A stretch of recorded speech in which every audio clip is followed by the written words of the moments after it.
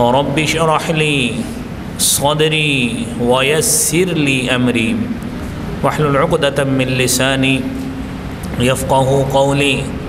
رب زدني علما سبحانك لا علم لنا إلا ما علمتنا إنك أنت العليم الحكيم أما بعد إن أحسن الكلام كلام الله وأحسن الهدي هدي محمد صلى الله عليه وسلم وشر الأمور محدثاتها وكل محدثة بدعة وكل بدعة ضلالة الضلالة في النار أعوذ بالله السميع العليم من الشيطان الرجيم بسم الله الرحمن الرحيم اليوم أكملت لكم دينكم وأتممت عليكم نعمتي ورضيت لكم الإسلام دينا صدق الله العظيم حمد و ثنا تعریف و تمہید حمد کبریائی اور بڑائی اللہ احکم الحاکمین کی ذات کے لیے خاص ہے، جو کل کائنات کا خالق اور مالک ہے۔ درود و سلام امام کائنات امام الحرمین سید الثقلین جناب محمد الرسول اللہ صلی اللہ علیہ وآلہ وسلم کی ذات اقدس پر، حضرات دی وقار، یہ ایام تشریق ہیں اور عید الاضحیٰ کا جو بقیہ حصہ ہے قربانی کے حوالے سے، اور جس میں حج کے مناسک قربانی کے دن عید الاضحیٰ کے ساتھ منسلک ہیں، یہ وہ دن جا رہے ہیں۔ آج کے دن میں مناسب ہے کہ گفتگو اس اعتبار سے کی جائے کہ حضور نبی کریم صلی اللہ علیہ وآلہ وسلم نے جو خطبہ حج ارشاد فرمایا ہے،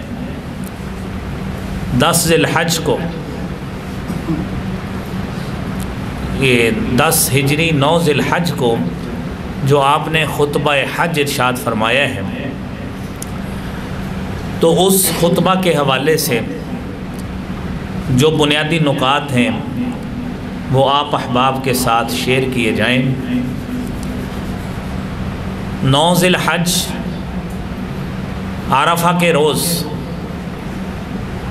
نبی کریم صلی اللہ علیہ وآلہ وسلم نے خطبہ حج ارشاد فرمایا ہے، اور آپ نے جتنی وضاحت تبیین کے ساتھ اور انتہائی ایکسپلیسٹ وے میں آپ علیہ الصلاۃ والسلام نے بنیادی انسانی حقوق کے حوالے سے درس دیا ہے، اور بنیادی انسانی حقوق اس خطبے میں بتائے ہیں۔ یہ خطبہ حضور کریم صلی اللہ علیہ وآلہ وسلم نے جو 9 ذی الحج 10 ہجری کو خطبہ حج دیا ہے، یہ آج اقوام متحدہ میں جو بنیادی انسانی حقوق کا منشور ہے، یعنی ہیومن رائٹس کا UN جو چارٹر ہے، اس میں نبی کریم صلی اللہ علیہ وآلہ وسلم کے اس خطبہ کو مرکزی حیثیت حاصل ہے۔ اس کی وجہ یہ ہے کہ آپ نے اس خطبہ میں انسانی حقوق بھی بتائے، جان مال عزت کا تحفظ بھی بتایا، خواتین کے حقوق بھی بتائے، غلاموں کے حقوق بھی بتائے، عبادات کے حوالے سے جو ایک مسلمان کی ذمہ داریاں ہو سکتی ہیں وہ بھی بتائیں، انفرادی لحاظ سے، اجتماعی لحاظ سے ہم میں سے جس شخص کو جس طرح ذمہ دار بنایا گیا ہے، حضور کریم صلی اللہ علیہ وآلہ وسلم نے انتہائی اختصار کے ساتھ اور بڑے بین انداز سے اور انتہائی ابلاغی پہلو اس میں پایا جاتا ہے کہ جس میں حضور کریم صلی اللہ علیہ وآلہ وسلم نے یہ نصیحتیں ہم تک پہنچائی. اور یہ دن وہ دن ہے جس دن کے حوالے سے رسالت مآب صلی اللہ علیہ وآلہ وسلم نے فرمایا تھا. آپ نے فرمایا کہ آج شیطان مایوس ہو چکا. وجہ کیا تھی کہ اس دن 9 ذی الحج کو اللہ رب العالمین عرفہ کے روز جتنی زیادہ تعداد میں بنی نوع انسان کو جہنم کی آگ سے آزادی عطا فرماتے ہیں. پوری زندگی میں اس دن کے علاوہ کوئی دن ایسا نہیں ہے کہ جس دن اتنی زیادہ تعداد میں اللہ رب العالمین لوگوں کو جہنم کی آگ سے آزاد کرتے ہیں.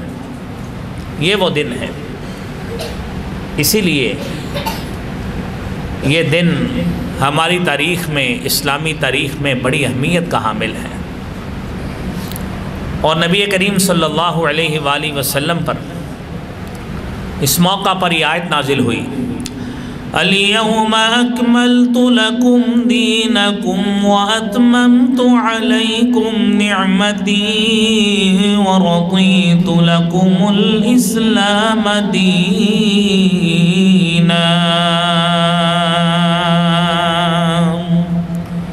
آج کے دن میں نے تمہارے لیے تمہارا دین مکمل کر دیا ہے. اتممت علیکم نعمتی، میں نے تمہارے اوپر اپنی نعمتیں تمام کر دی ہیں. ورضیت لکم الاسلام دینا، اور میں نے تمہارے لیے اسلام کو بطور دین چن لیا ہے. میں راضی ہو گیا ہوں تمہارے لیے دین اسلام پر. یہ وہ دین ہے جس دین کی تبلیغ ابراہیم نے کی، جس دین کی تبلیغ نوح نے کی، ابراہیم نے کی، موسیٰ نے کی، عیسیٰ نے کی، داؤد نے کی، سلیمان نے کی. تمام انبیاء نے اسی دین کی بنیاد پر تبلیغ کی ہے. اور یہی وہ دین ہے کہ جس کے حوالے سے اللہ فرماتے ہیں ان اقیم الدین، کہ تم دین کو قائم کرو، ولا تتفرقوا فی، اس میں تفرقے میں نہ پڑو. تو وہ دن آپ علیہ السلام نے 1,00,000 سے زائد صحابہ کرام اس مجمع میں موجود تھے. میدان عرفات میں جہاں پہ آج نمرہ مسجد موجود ہے، وہاں پر آپ نے یہ بات کہی تھی، ایھا الناس، اے لوگو، اسمعوا قولی، میری بات کو سن لو. فإنی لا ادری، کیونکہ میں نہیں جانتا، لعلی لا القاکم بعد یومی ھذا، کہ میں آج کے دن کے بعد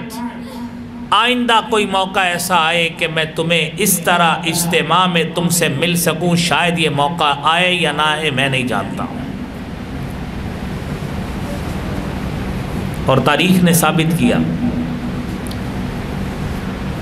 کہ یہ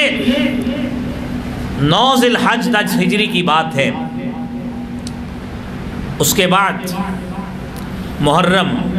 صفر اور ربیع الاول رسالت مآب صلی اللہ علیہ وآلہ وسلم 3 مہینوں کے اندر دنیا سے چلے گئے. اور آپ کی وہ بات ثابت ہوئی، فإنی لا ادری لعلی لا القاکم بعد یومی ھذا، کہ میں شاید تمہیں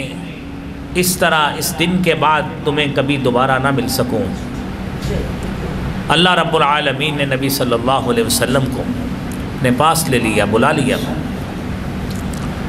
تو آپ علیہ السلام نے جو خطبہ ارشاد فرمایا ہے، اس میں سب سے پہلی بات کہ دین اسلام کا مکمل ہو جانا. میرے بھائیوں، آپ سے قبل عیسیٰ بھی اللہ کے رسول ہیں، موسیٰ بھی اللہ کے رسول ہیں، ابراہیم بھی اللہ کے رسول ہیں، اور دیگر 313 ایسے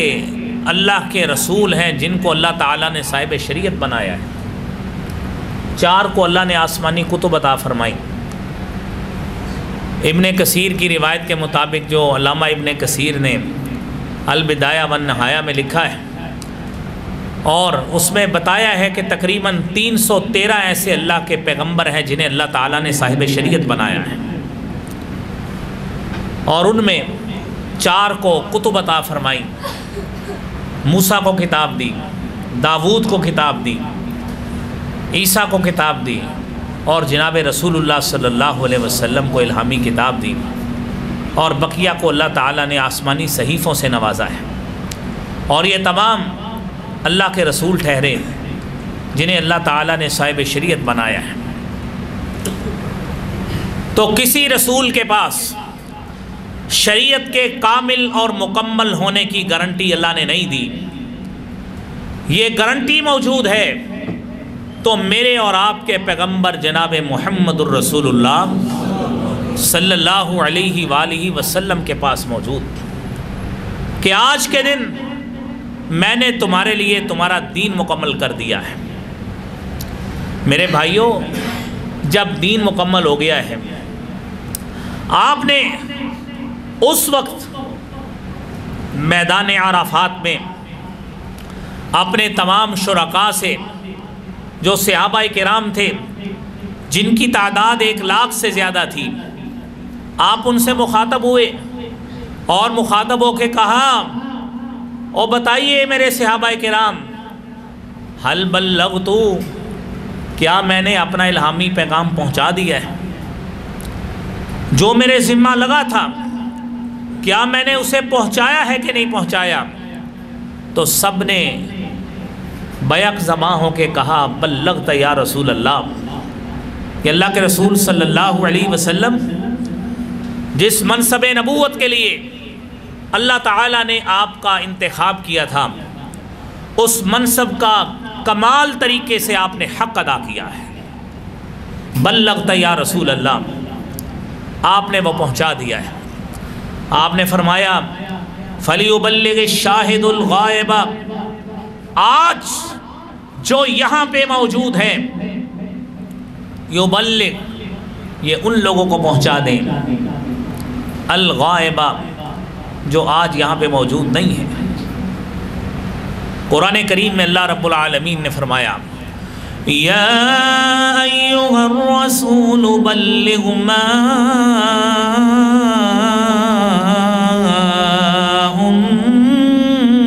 انزل الیک من ربک وَإِن لَّمْ تَفْعَلْ فَمَا بَلَّغْتَ رِسَالَتَهُ وَاللَّهُ يَعْصِمُكَ مِنَ النَّاسِ۔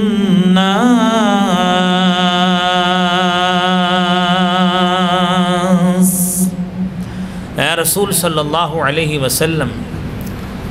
جو آپ کی طرف، آپ کے رب کی طرف سے نازل کیا گیا ہے، پہنچا دیجئے، لوگوں تک اس دین کی تبلیغ کیجئے، اس الہامی پیغام کو پہنچائیے ان تمام لوگوں تک جن کی طرف آپ کو مبعوث کیا گیا ہے۔ میرے بھائیوں، اللہ رب العالمین نے حبیب کبریا جناب محمد الرسول اللہ صلی اللہ علیہ وآلہ وسلم کو مبعوث کیا۔ کسی نبی کو ایک بستی کی طرف کیا، کسی نبی کو ایک علاقے کی طرف کیا، کسی نبی کو ایک قبیلے کی طرف کیا،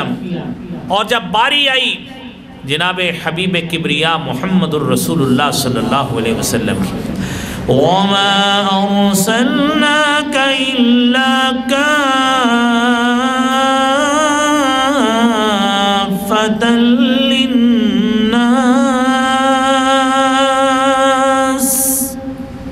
ہم نے آپ کو تمام لوگوں کی طرف مبعوث کیا ہے۔ ان کا تعلق مشرق سے ہو، مغرب سے ہو، شمال سے ہو، جنوب سے ہو، آپ کو تمام لوگوں کی طرف مبعوث کیا ہے، وہ گورے ہوں، کالے ہوں، وہ گندمی رنگ کے ہوں، وہ کسی رنگ کے بھی ہوں، تمام کی طرف آپ کی نبوت کو اللہ تعالیٰ نے بنا کے بھیجا ہے۔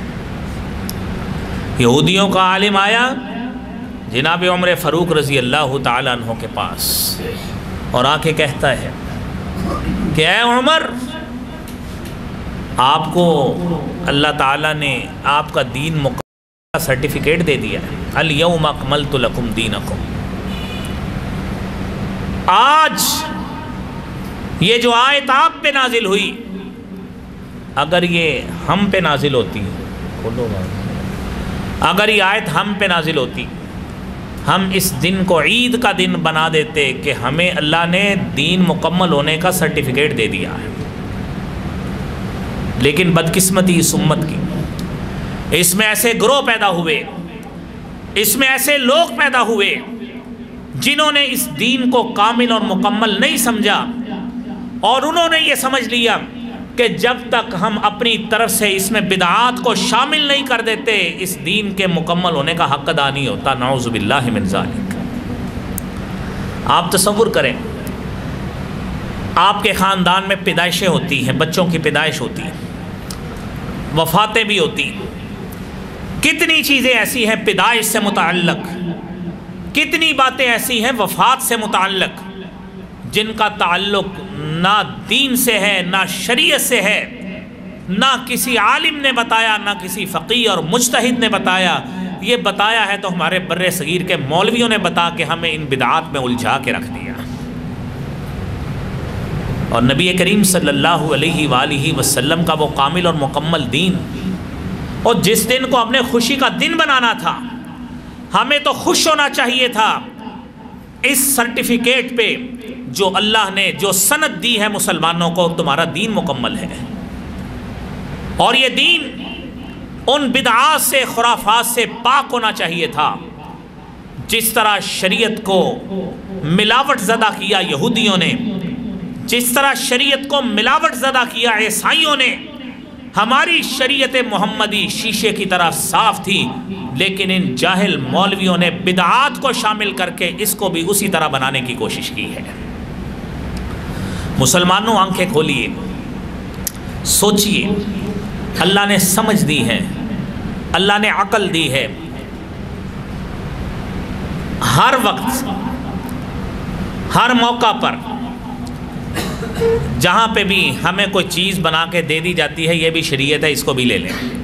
اس کو کریں گے اتنی نیکیاں ملیں گی۔ پوچھئے کہاں پہ موجود ہے، لکھا ہوا کہاں پہ موجود ہے، ثبوت کیا ہے؟ جب ثبوت پوچھتے ہیں پھر ان مولویوں کے طوطے اڑ جاتے ہیں کہ ہمیں کوئی ثبوت پوچھتا ہے۔ یہی وجہ ہے کہ ہمارا جو کامل اور مکمل دین ہمارا شعار تھا مسلمانوں کا، اور اعزاز تھا جناب محمد مصطفیٰ صلی اللہ علیہ وسلم کا، آپ کے متبعین کا، آپ کے پیروکاروں کا، ہم نے اس شعار کو بدقسمتی کے ساتھ آہستہ آہستہ کھو رہے ہیں۔ اللہ کریم ہمیں اپنی اصلیت کو سنبھالنے کی توفیق عطا فرمائے۔ میرے بھائیو، دوسری بات، اس خطبہ میں حبیب کبریا جناب محمد الرسول اللہ صلی اللہ علیہ وسلم نے، آپ نے انسانی مساوات کا تصور دیا ہے۔ اور اس وقت جب قبائلی نظام تھا، بڑے قبیلے والے، بڑی ذاتوں والے، مال و دولت والے اور صاحب اختیار لوگ اپنے سے کم تر لوگوں کے حقوق غصب کر لیا کرتے تھے، اور کم تر لوگوں کی کوئی سنوائی نہیں تھی، انہیں کوئی حقوق دینے کے لیے تیار نہیں تھا۔ شریعت محمدی آئی ہے، اس نے لوگوں کو بتایا ہے کہ اس شریعت میں عورتوں کو بھی حقوق ہیں، بچوں کے بھی حقوق ہیں، اور اس کے ساتھ ساتھ غلاموں کے بھی حقوق ہیں، خادموں کے بھی حقوق ہیں، اور تو کیا جانوروں کے بھی حقوق ہیں۔ اس شریعت نے ہمیں کیا کچھ نہیں بتایا، اور اس شریعت نے ہمیں بتایا، یا ایھا الناس انا خلقناکم من ذکر وانثی وجعلناکم شعوبا وقبائل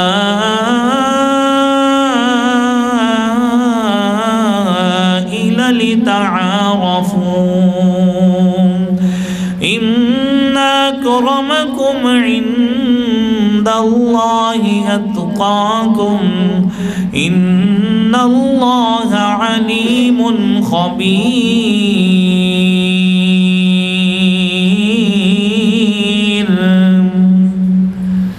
اے لوگو، انا خلقناکم، یا ایھا الناس کے خطاب میں میں بھی شامل ہوں، آپ بھی شامل ہیں، ہمارے آباء و اجداد بھی شامل تھے، ان سے پہلی نسلیں بھی شامل تھیں، اس میں غیر مسلم بھی شامل ہیں، یہودی بھی شامل ہیں، عیسائی بھی شامل ہیں، بدھ مت بھی شامل ہیں، ہندو بھی شامل ہیں، کمیونسٹ بھی شامل ہیں، ساری دنیا کے لوگ شامل ہیں۔ اِنَّا خَلَقْنَاكُم مِّن ذَكَرٍ وَأُنثَىٰ، ہم نے تمہیں پیدا کیا ہے من ذکر و انثیٰ، ایک مرد و عورت سے، وَجَعَلْنَاكُمْ شُعُوبًا وَقَبَائِلَ، ہم نے تمہاری قومیت کے اعتبار سے پہلے تمہیں قوموں میں تقسیم کیا، یہ عرب ہے، یہ عجم ہے، یہ پاکستانی ہے، یہ ہندوستانی ہے، اور پھر اس کے بعد وَقَبَائِلَ، تمہارے قبائل بنائے، لِتَعَارَفُوا، تاکہ تم ایک دوسرے سے پہچان حاصل کر سکو۔ اللہ نے تمہیں برابر پیدا کیا، کوئی نیک سے نیک تر ہو، بد سے بدتر ہو، اللہ تعالیٰ نے پیدائش کا طریقہ ایک ہی رکھا ہے، اور فرمایا اِنَّ أَكْرَمَكُمْ عِنْدَ اللَّهِ أَتْقَاكُمْ، برتری چاہتے ہو، مقام چاہتے ہو، منصب چاہتے ہو، انعام چاہتے ہو، یاد رکھنا اللہ کے ہاں سب سے زیادہ عزت والا، توقیر والا وہی شخص ہے جو جتنا زیادہ اللہ سے ڈرنے والا ہے۔ اللہ کے ہاں معیار اور ہے، دنیا میں معیار ہو سکتا ہے کہ کوئی شخص بالا تر اپنے آپ کو سمجھتا ہے اپنی مال و دولت کی بنا پر، کوئی شخص بالا تر سمجھتا ہے اپنے عہدے اور منصب کی بنا پر، کوئی شخص بالا تر سمجھتا ہے اپنے آپ کو بڑی زمین اور جائیداد کا مالک ہونے کے ناطے، کوئی شخص بالا تر سمجھتا ہے کہ میرا فلاں قبیلے اور فلاں خاندان سے تعلق ہے اس لیے، لیکن میرے رب نے اگر برتری کا معیار قائم کیا ہے تو صرف ایک ہی بنیاد پہ قائم کیا ہے کہ تم میں سے جو شخص جتنا زیادہ اللہ سے ڈرنے والا ہے میرے رب کے ہاں وہ اتنا ہی زیادہ عزت والا ہے۔ اگر عزت کا معیار نہ ہوتا، عزت کا معیار یہ نہ ہوتا تو نبی کریم صلی اللہ علیہ وسلم بلال کو کبھی آ کر یہ نہ کہتے انی سمعت دفا نعلیک بین یدی فی الجنہ، بلال بتاؤ کیا کرتے ہو، میں جنت میں گیا ہوں، میں نے تیرے قدموں کی آہٹ اپنے آگے سنی ہے۔ اور آپ صلی اللہ علیہ وسلم، حارثہ بن نعمان کے حوالے سے حدیث موجود ہے، جنت میں قرآن پڑھنے کی آواز سنائی دی، حارثہ بن نعمان کی، پوچھا کیا یہ اللہ کی طرف سے منصب کیسے ملا؟ حدیث میں آتا ہے کان ابر الناس بامہ، اپنی ماں کے ساتھ بڑی نیکی کرنے والا تھا، اللہ نے اس کی نیکی کو اتنا پسند کیا، حارثہ قرآن زمین پہ پڑھتے ہیں، اللہ آواز جنت میں سنواتے ہیں۔ منصب اور عزت اللہ تعالیٰ یوں دیتے ہیں۔ میرے بھائیوں، نبی کریم صلی اللہ علیہ وسلم نے اس موقع پر یہ بات کہی تھی، ایھا الناس الا ان ربکم واحد واباکم واحد، تمہارا رب ایک، تمہارا باپ ایک، اور آپ نے فرمایا کلکم بنی آدم، تم سارے کے سارے آدم کی اولاد ہو، وآدم خلق من تراب، اور آدم کو مٹی سے پیدا کیا گیا تھا، اور آپ نے فرمایا الا لا فضل لعربی علی عجمی، کسی عربی کو عجمی پر کوئی فضیلت نہیں ہے، ولا لعجمی علی عربی، اور کسی عجمی کو عربی پر کوئی فضیلت نہیں ہے، ولا لأحمر علی اسود، کسی سرخ کو سیاہ پر کوئی برتری نہیں ہے، ولا لأسود علی احمر، اور کسی سیاہ کو سرخ پر کوئی برتری نہیں ہے، فضل الا بالتقوی، اگر برتری لینا چاہتے ہو، اگر کسی سے اعلیٰ بننا چاہتے ہو، کسی سے بڑا مقام حاصل کرنا چاہتے ہو، اگر اعلیٰ منصب حاصل کرنا چاہتے ہو، اگر عزت حاصل کرنا چاہتے ہو، تو وہ صرف ایک ہی بنا پر ملے گی، الا بالتقوی، تمہارے اندر اللہ کا ڈر اور خوف جتنا زیادہ موجود ہوگا اللہ اتنی ہی بلندیاں عطا فرماتے ہیں۔ اور حدیث میں آتا ہے وَمَا تَوَضَعَ أَحَدٌ لِلَّهِ إِلَّا رَفَعَهُ، بندہ جتنا بھی اللہ کے آگے عاجزی ان کے ساری اختیار کرتا ہے اللہ اتنی ہی بلندیاں عطا فرما دیتے ہیں۔ میرے بھائیوں، دنیا میں انسان اس کو مساوات کا ہی قائل ہونا چاہیے۔ رب العالمین نے جو فضیلت کی وجہ بیان کی ہے وہ کس بنا پہ کی؟ فرمایا يَرْفَعِ اللَّهُ الَّذِينَ آمَنُوا مِنْكُمْ وَالَّذِينَ أُوتُوا الْعِلْمَ دَرَجَاتٍ، اللہ تعالیٰ نے تم میں سے ایمان والوں کو اور جنہیں اللہ نے علم کی دولت سے نوازا ہے، علماء کو نوازا ہے، اللہ نے انہیں درجات میں بلندی عطا فرما دی، یعنی درجات کی بلندی ہوگی ایک بنا پہ ہوگی کہ آپ دین کا علم حاصل کریں، اللہ تعالیٰ بلندیاں عطا فرماتے ہیں۔ میرے بھائیوں، نبی کریم صلی اللہ علیہ وآلہ وسلم نے خطبہ حجۃ الوداع کے موقع پر یہ فرمایا کہ ان دماءکم واموالکم، کہ تمہارا خون، تمہارا مال حرام ہے، كحرمة يومكم هذا في شهركم هذا وفي بلدكم هذا، اسی طرح ہی حرام ہے جس طرح آج یہ شہر حرمت والا ہے، یہ مہینہ حرمت والا ہے، یہ دن حرمت والا ہے، جس طرح اللہ نے ان چیزوں کی حرمت رکھی ہے اسی طرح اللہ تعالیٰ نے تمہارے مال، جان، جائیداد، مال و دولت ان تمام کو ایک دوسرے پہ حرام کر دیا ہے۔ کوئی شخص ناجائز کسی کی نہ جان لے سکتا ہے، نہ مال پہ قبضہ کر سکتا ہے، نہ کسی کی عزت کو پامال کر سکتا ہے۔ نبی کریم صلی اللہ علیہ وسلم آپ اپنے صحابہ میں موجود اور آپ فرماتے ہیں،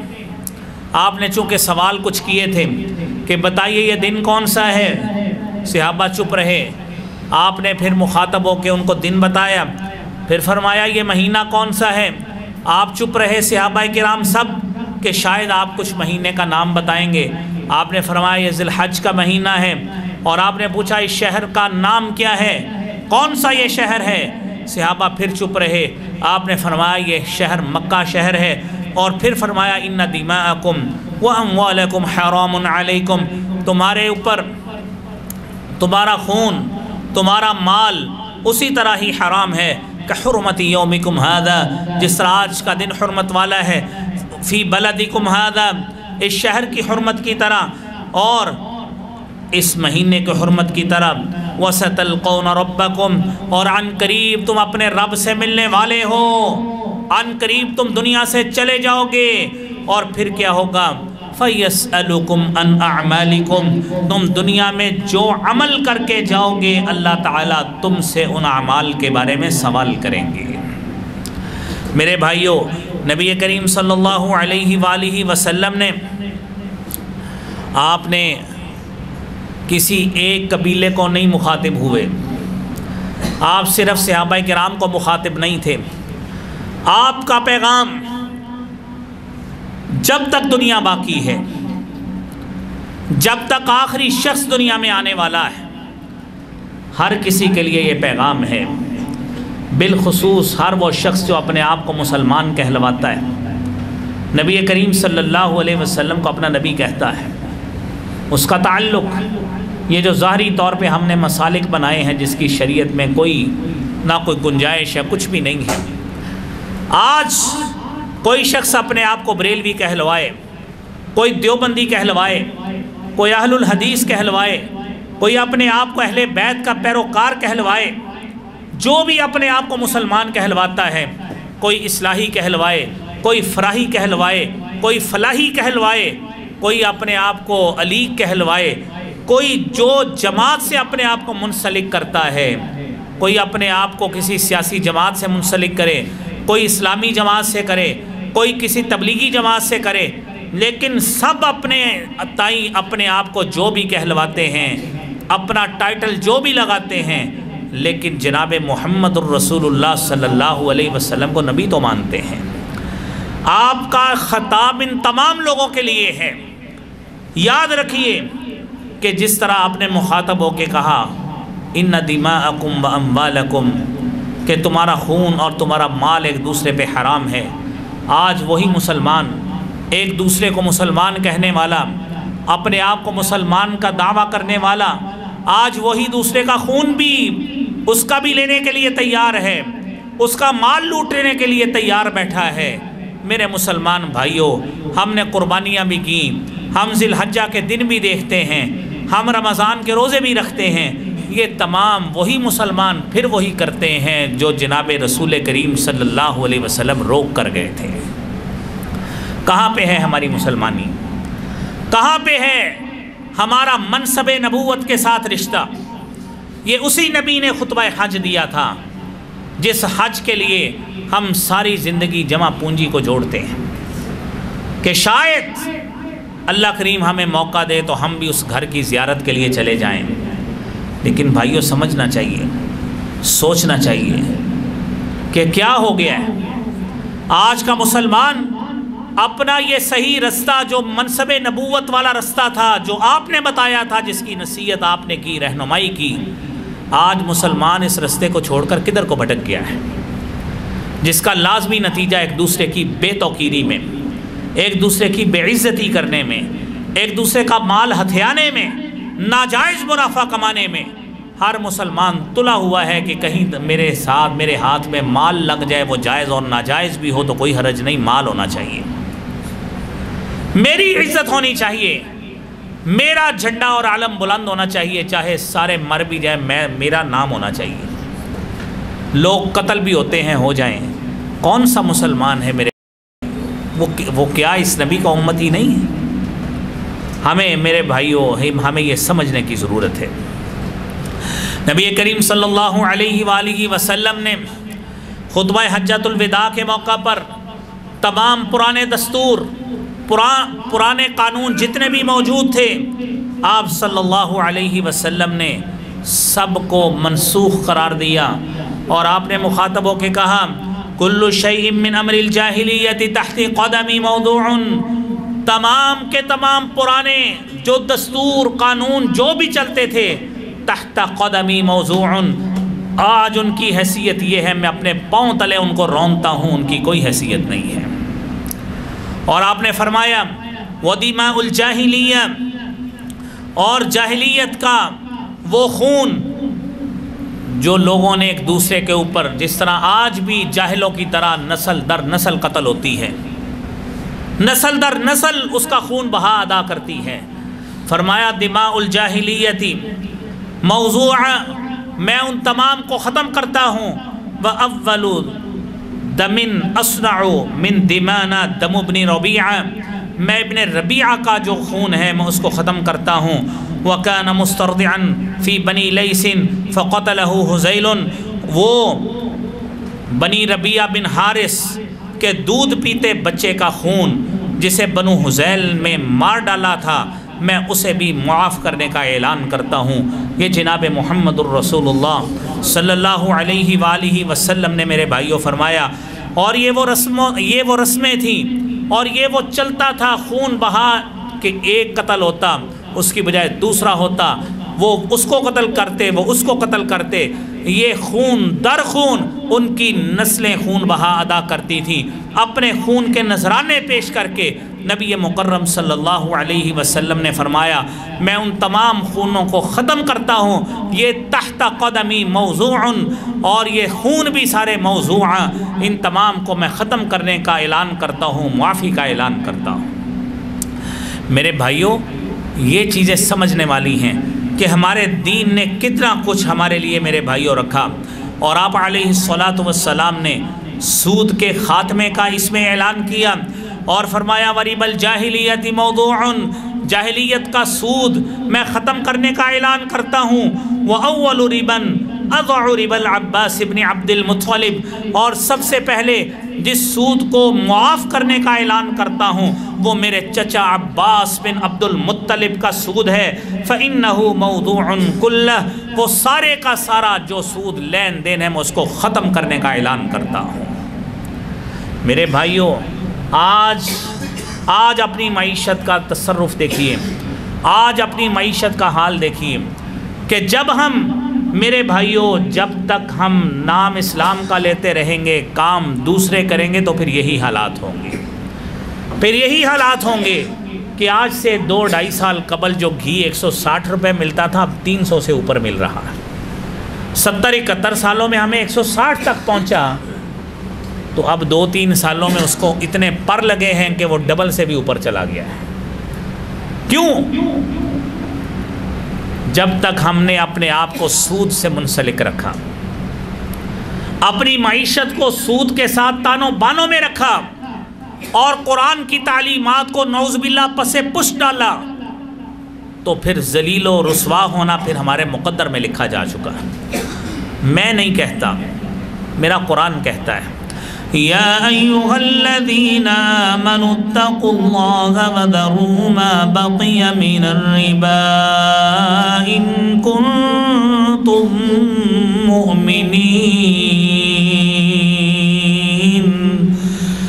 فإن لم تفعلوا فأذنوا بحرب من اللہ ورسولہ وَإِن تُبْتُمْ فَلَكُمْ رُؤُوسُ أَمْوَالِكُمْ لَا تَظْلِمُونَ وَلَا تُظْلَمُونَ۔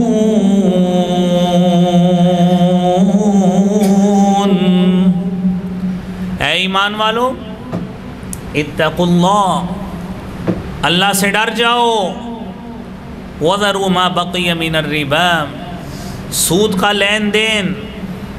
جتنا بھی ہے وہیں پہ چھوڑ دو، ان کنتم مومنین، اگر تم مومن ہو۔ ہم سارے مومن ہونے کا تو دعویٰ کرتے ہیں، مومن ہونے کا دعویٰ کرتے ہیں، اپنے اپنے کاروباری شیئرز ان لوگوں کے ساتھ ڈالے ہیں جن کا کاروبار غیر شرعی ہے، جن کا کاروبار سود کے تانوں بانوں کے ساتھ ملتا ہے، جن کا کاروبار ان بینکس کے ساتھ منسلک ہے جن کا ایک ایک عنصر سود میں لٹا پٹا ہے۔ جب ہم ان کے ساتھ لین دین کریں گے تو بھائیوں پھر برکتیں نہیں ہوتی، پھر یہی کچھ ہوتا ہے جس چیز کو ہم بھگت رہے ہیں۔ قرآن کہتا ہے اِن لم تفعلوا، اگر تم اس سود سے باز نہ آئے، فَأْذَنُوا بِحَرْبٍ مِّنَ اللَّهِ وَرَسُولِهِ، تو یاد رکھنا، تیار رہو پھر کہ اللہ اور اس کے رسول سے پھر جنگ کرنی ہے، تیاری کر لو۔ نعوذ باللہ من ذالک، کون مسلمان ہے جو تیار ہے اس جنگ کو کرنے کے لیے؟ اعلان تو ہم نہیں کر سکتے، عملی طور پہ ثابت کر رہے ہیں کہ ہم تیار ہیں۔ نعوذ باللہ، اللہ کریم ہمیں محفوظ فرمائے۔ میرے بھائیوں، نبی کریم صلی اللہ علیہ وآلہ وسلم نے اس خطبہ حجۃ الوداع کے موقع پر آپ نے وراثت کا حق جو ہے اس کو پوری امت میں تسلیم کروانے کے لیے کیا کہا؟ میرے بھائیوں، آپ دیکھیے، آپ سے قبل کیفیت کیا تھی؟ خواتین کی جو کیفیت تھی، نہ حقوق ملتے تھے، نہ ان کو جائیداد، مال، وراثت، پراپرٹی کسی جگہ پہ ان کا حق تسلیم نہیں ہوتا تھا۔ عمر بن خارجہ رضی اللہ تعالیٰ عنہ بیان کرتے ہیں، میں اللہ کے رسول صلی اللہ علیہ وسلم کے ساتھ تھا اور آپ علیہ السلام کی سواری کی مہار پکڑی ہوئی تھی، اور اس اونٹنی کا لعاب جو منہ سے نکلتا ہے میرے کندھے پہ آ رہا تھا۔ नबी करीम सल्लल्लाहु अलैहि वसल्लम ने फरमाया, इन्नल्लाह क़द अअता कुल्ल ज़ी हक़्क़िन हक़्क़हू, अल्लाह ताला ने वरासती कानून नाफिज करके सूरह निसा में हर हकदार को हक दे दिया है। खामन को अलग हक दिया, बीवी को अलग दिया, माँ बाप को अलग दिया, बहनों भाइयों को अलग दिया, सब के हुकूक का तयन कर दिया। फरमाया ला लिवारिसिन वसिय्या, अब वारिस के लिए किसी वसीयत का तसव्वुर नहीं है, क्योंकि इससे कबल ना औरतों को हक मिलता था बल्कि मर्दों को भी नहीं मिलता था। सिर्फ उन्हीं को जायदाद का हकदार तसव्वुर किया जाता था जो जंगों में लड़ने के लिए अहल होते थे, जो जिस्मानी लिहाज से तनोमंद होते थे और जिस्मानी लिहाज से तनासुब उनका ठीक था। वरासती तौर पे वो अपने हक़ को ख़ुद गस्ब करते थे और लोगों का हक़, अपने भाइयों का, बहनों का कतन नहीं देते थे। आज बदकिस्मती है मेरे मुसलमान भाई, ये वही जाहिलियत की रस्म आज भी हमारे मुआशरे में वो सही तरीके से नाफिज और करार पकड़ रही है कि किस तरह अपनी बहनों को वरासत से महरूम रखा जाता है, किस तरह अपने छोटों को अपनी ताकत इस्तेमाल करते हुए उन्हें वरासत से महरूम रखा जाता है। मेरे मोहतरम भाइयों, जब हम लोगों का गस्ब शुदा माल लेकर जब हम मरेंगे, आप खुद ईमानदारी से बताइए उस वक़्त कौन होगा जो हमें अपना माली हक़ मुआफ़ करके हमें वैसे ही जाने देगा। आप अभी अंदाज़ा कीजिए, मैंने अभी 2 जुमे पहले इधर जनाजा पढ़ाया बड़े कब्रिस्तान में। शहर की एक बड़ी मतलब ताजिर फैमिली है, नाम लेना यहाँ पे मुनासिब नहीं है। तो बड़ा जनाजा आपने देखा है कितना बड़ा है, लोग नीचे भी हैं ऊपर भी हैं। वो रसा ने ऐलान करवाया कि ऐलान कर दीजिए मिस्टर फलां साहब से जो है लेन देन है अगर तो उससे कर लीजिए। अभी मैंने ये बात कही है, 2 अफराद आ गया है, कहते बंदा दसो केड़ा जिन्हें के पैसे देने में। ये मैं आपको मिंबर पे बता रहा हूँ, ये 2 जुमे पहले की बात है। जिस दिन मैंने जुमा इधर नहीं पढ़ाया था उस दिन शाम की बात है कि बंदा बताए किसने पैसे देने, क्यों? कहते मरने वाला ये हमारा पैसे लेके गया है, इसने हमारे पैसे देने। अब जिसने जिम्मेदारी ली है वो पहले बंदा मिलवाएं हमें। जनाजे को तखीर हो रही है, सूरज गुरूब होने के करीब है, बंदे सामने नहीं आ रहे कि हमने ऐलान ही वैसे ही करवाया था, हमने कौन सा देने हैं। आप तसव्वुर करें, तसव्वुर करें ज़रा कि हमने तो वैसे ही ऐलान करवाया था कि हम ज़िम्मेदार हैं, हमने कौन सा पैसे देने हैं। उन्होंने जनाजा नहीं पढ़ाने दिया, कहते पहले इसके पैसों की ज़िम्मेदारी लें वरना मैयत हमारे हवाले करें। किधर लेके जाने इतनी दुकानें, इतना माल जायदाद, तसव्वुर करें ज़रा। वो अगली सफ़ वालों को चूँकि अगली 2-3 सफ़ों को पता था कि कैफियत क्या है, स्पीकर चूँकि बंद कर दिया कि लोग ना शोर सुने कि क्या तमाशा आगे चल रहा है। जिस मैयत से आपने सारी ज़िंदगी फ़ायदा लिया,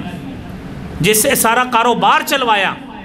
और जिसकी शख्सियत से भी फ़ायदा उठाया, अब वो मर गया, उसकी ज़िम्मेदारी लेने को कोई तैयार नहीं है। कारोबारी लेन देन आप जानते हैं, जिस शख्स का कारोबार होता है लेन देन उसका होता है, उसने लोगों से लेने भी होते हैं, उसने लोगों को देने भी होते हैं। लेकिन जो कैफियत सामने आई है, आप तसव्वुर करें कि अगर आज आप अपनी बहनों की विरासत मार के जाएंगे और अपनी सारी जायदाद अपने बेटों के नाम करवा जाएंगे, तो बेटियां नौज़ बिल्ला आपकी नाजायज़ बेटियां थी जिनको आपने अपने हक़ से महरूम रखा है। ये किधर जाएंगे? हाजी साहब, मौलवी साहब, 4-4 हज, 10-10 उम्रे,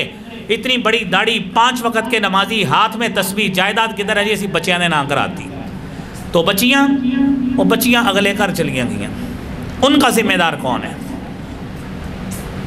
ये हाजी साहब, ये नमाजी साहब हाथ में तस्बीह पकड़े, और दुनिया तो जाहिल है, दुनिया ने तो करना है। जिसको दीन की समझ है वो ये काम क्यों करता है?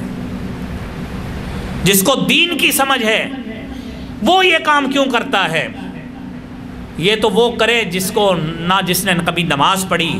ना, उसको रब का डर है। वो चाहे माल अपना साथ ले जाए, चाहे गाड़ी में पैक करके कब्र में रखवा ले, उसको क्या पता है। और जिसको दीन का पता है, जिसको इल्म है मैं रब के यहाँ मुजरिम हूँगा, वो ये काम क्यों करता है? मेरे भाइयों, इस चीज़ को समझिए یہ کلیدی پوائنٹس ہیں، نکات تو اور بھی ہے، جتنی باتیں ہو گئیں اللہ کریم ہمیں سمجھ کر عمل کرنے کی توفیق عطا فرمائے۔ وآخر دعوانا الحمدللہ رب العالمین۔